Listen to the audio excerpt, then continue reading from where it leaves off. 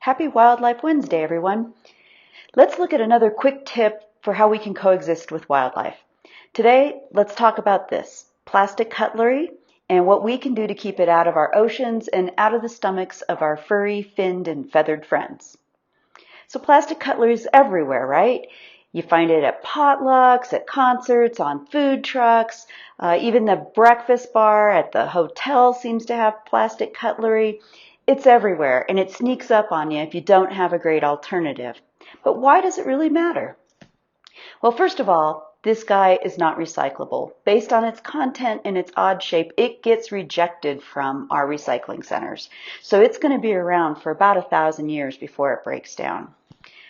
Secondly, plastic cutlery is more prevalent than it ever has been before.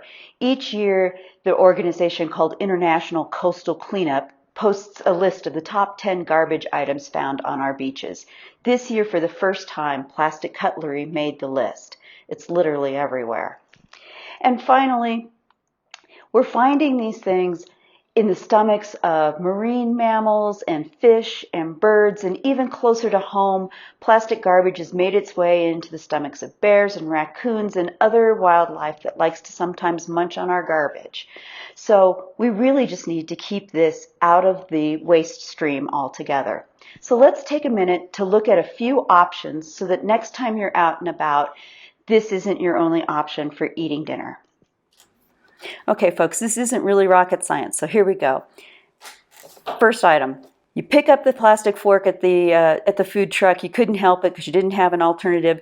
You can carry that baby around with you and keep reusing it. It's washable, it's lightweight, you can put it in your bag, it can be with you until you break the little tines off of it, and then it's time for it to go away. Another option, we've all picked these up before. Save those chopsticks. They're a great option for when you're out and about. They are also quite lightweight. And when you're done with them, these guys are actually compostable, or you can burn them. Don't like that option? You can bring your own chopsticks. These I love because I can just throw them in the dishwasher, and I also can look, I think, sort of ultra cool when I wind up pulling those out at a place to eat.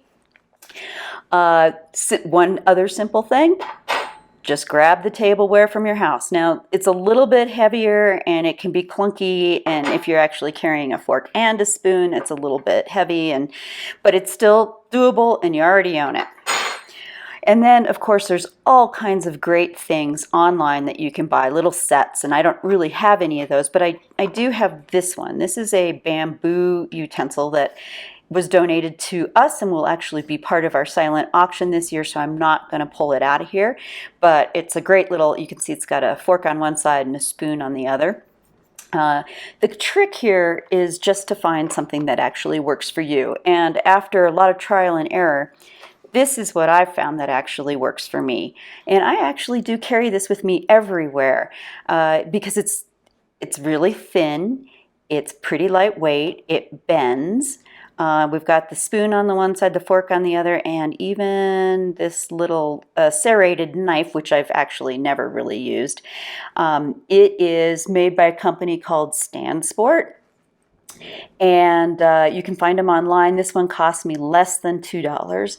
There's actually another company that makes them out there. They're made from bioplastics, which means that they don't actually contain any petroleum. So this is the option that I've found now that works for me. But what you need to do is just find what works for you, because if you don't have it with you, you're not going to use it. So find that option and make it a permanent part of your life. Name it if you have to, so you don't forget your friend. This is Mr. Spork. And there you go. So there you have it. If you have a great tip for avoiding using plastic cutlery, please make sure to share it in the comments or send us a photo of what it is that you use. We'd love to see it. Have a great day, and we'll see you next Wildlife Wednesday.